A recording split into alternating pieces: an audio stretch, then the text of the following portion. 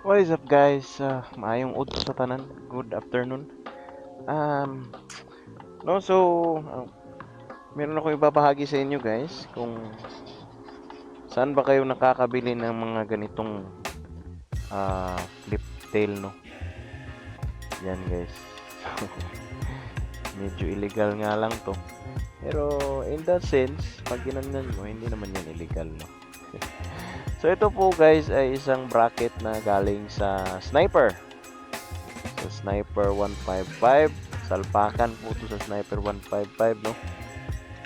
Kaso nga lang itong bracket na to is pang SR talaga to. Tapos kinumbine ko lang siya sa bracket ng Sniper na flip tail, no? Okay.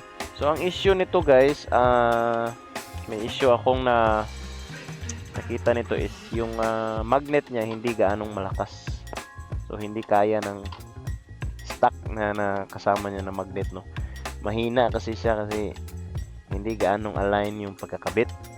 So ang ginawa ko, kumuha ko ng extra na magnet at ayan, inilagay ko diyan. Tingnan nyo, yan, dalawa yan diyan. Inilagay ko diyan, super glue ko diyan sa mga bolt na yan. At saka yan, para mag extra kapit siya, no. Hindi nga lang siya dumidikit. Kaso ipapadikit ko yan mamaya. Tingnan natin kung paano ko yan gagawin. Yan. So hindi siya gaanong dumidikit. Yan, tingnan nyo. Pero gayon pa man, dagdag na rin sa kapit to. Hindi na malakas na yung kapit ng magnet niya. So hindi na siya natatapon pag merong mga libaong sa daan, o yung bump sa daan. Ayan, stick na siya dyan, no? Yan. So yan yung isang So ano sa tingin nyo guys? Ano sa maganda ba na dinilit natin yung foot pegs natin? Diba? Parang luminis talaga siya nung tingnan, no? Pero sa kasamang palad, hindi talaga yan naaangkasan. So bumili ako ng carbon fiber na kapalit nito para maging dagdag aesthetic na rin, no? At saka hindi na rin talaga siya mauupuan, no? So ayan. At ito rin guys, pinakabit natin sa ating fairings kasi wala kasi itong wala kasi itong decals. Tinanggal ko yung OEM na decals. So nilagay ko yung pangalan ng aking tindahan, no? Saka yung racing team. Follow nyo lang yan sa Facebook. Yan.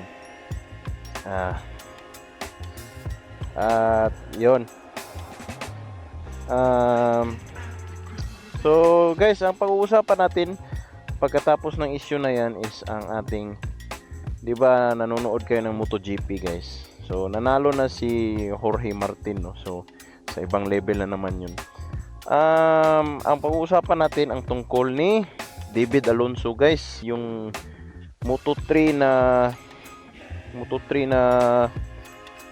world champion, no, na ang ginagamit po niya talaga guys is yung SR300, yung 300 SR po guys. Oo, yan ang nakaganda ng CF Moto guys. Bagong bago pa siya pero grabe na yung pag-excel niya sa motorsports, no. So yan, nakaka-proud talaga na ito yung pinili ko kasi a year ago wala pang ganun, wala pa silang mga team na nanalo. So nag-gamble talaga ako na ito yung bilhin ko. Ngayon napaka prestigious na at 14 times na nanalo sa isang MotoGP, no. Record breaking po yun. 14 wins in a season si David Alonso po.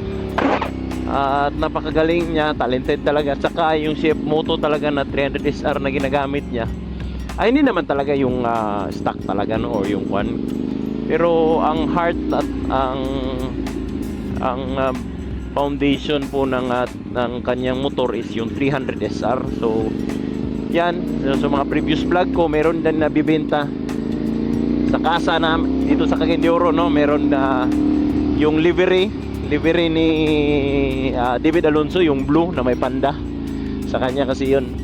Yan yung MotoGP Moto3 champion livery, no? May kamahalan nga yun kaysa sa stock, pero ngayon pa man, yun nga, dahil doon sa kanyang pagkapanalo, no? So na hype up talaga yung CF Moto. Grabe talaga. Traffic ngayon. Ay naku, school times, lunch break ng eskwelahan. So yun guys, good choice talaga yan sa atin yung CF Moto, no, to, no? Tiklop ko muna kasi ay magmamakbakan na naman tayo sa traffic. Oh, agay, anak ko po.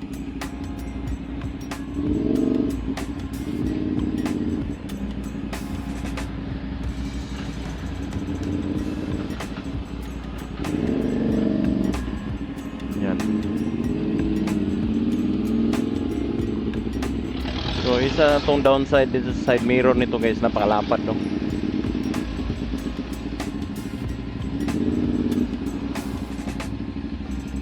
Reko po.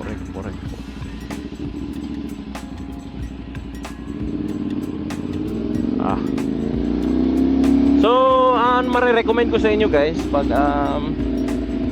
gusto niyo talaga ng mga sporty, walang palia talaga ang SR guys. Tapos naman, kung gusto niyo talaga ng adventure, no? So doon kayo sa award-winning na Motor of the Year. Oh, yes po. Hindi mo akalain, no? Naging Motorcycle of the Year ang tanginang MT450. Yes. Yang ginagamit nila na sobrang ganda, sobrang nakakabilib na motor, yung Adventure 450, no? Same engine pa rin ito, pero sa kabuuan niya is napaka-loaded ng features, no? Meron na siyang traction control, ABS dual channel, tsaka ayun nga, traction control. Ano lang, oh. So pwede mo rin yung i-on off kasi pag nag-off-road kayo, di ba? So yun guys, Motorcycle of the Year guys, 450 MT. Ang daming binili ng kasa namin 450 MT kasi in demand kasi. Pero itong SR is always sold out, no? So for the brave and the few lang talaga tong SR, no? Kasi nakakangawit talaga guys.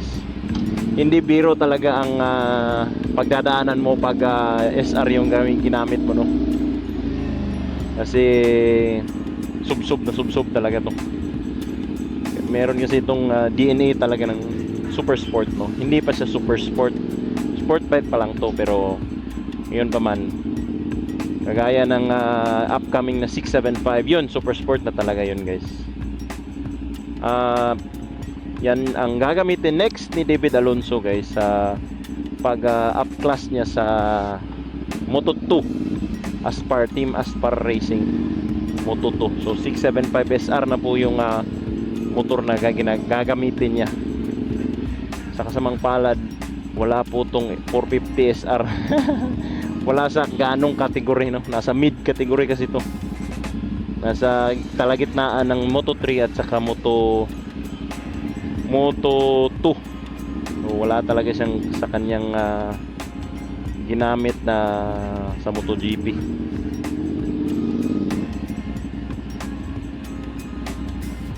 Ay, traffic guys. So yan lang muna yung topic natin for today's video, no? Sige guys, salamat, bye bye.